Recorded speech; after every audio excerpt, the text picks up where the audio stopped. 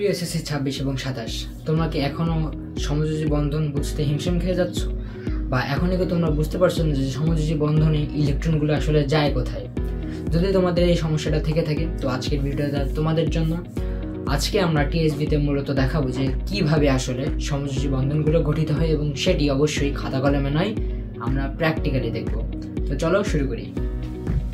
তোমরা স্ক্রিনে দেখতে পাচ্ছ দুটি ফ্লোরিন পরমাণু এখানে আছে আলাদা আলাদাভাবে। যখন আমি এগুলোকে কাছাকাছি আনবো তোমরা সাথে সাথে দেখবে এখানে এমনভাবে এরা সমযোজী বন্ধন গঠন করেছে, অর্থাৎ এই যে দুইটা ইলেকট্রন দাগ বরাবর আছে এরা শেয়ার হয়েছে, একে অপরের মধ্যে শেয়ার হয়েছে। একইভাবে যদি আমরা পানির অণুতে খেয়াল করি তোমরা দেখতে পারবে এখানে এই দুই সাইডের দুইটা হাইড্রোজেন অক্সিজেনের সাথে এসে দুইটা ইলেকট্রন শেয়ার করেছে। একইভাবে যখন কার্বন ডাইঅক্সাইডের ক্ষেত্রে তোমরা দেখবা মাঝখানে একটি কার্বন এবং দুই পাশ থেকে দুইটি অক্সিজেন এসে এইভাবে সাথে সাথে এগুলো শেয়ার হয়েছে, এগুলো কিন্তু পুরোপুরি ত্যাগ হয়নি। আর এই যে শেয়ার হচ্ছে এই গঠনটাই মূলত সমযোজী বন্ধন নামে পরিচিত, যেখানে ইলেকট্রনগুলো সম্পূর্ণ ত্যাগ হয় না কিন্তু তারা একে অপরের মধ্যে শেয়ার হয়ে যায়।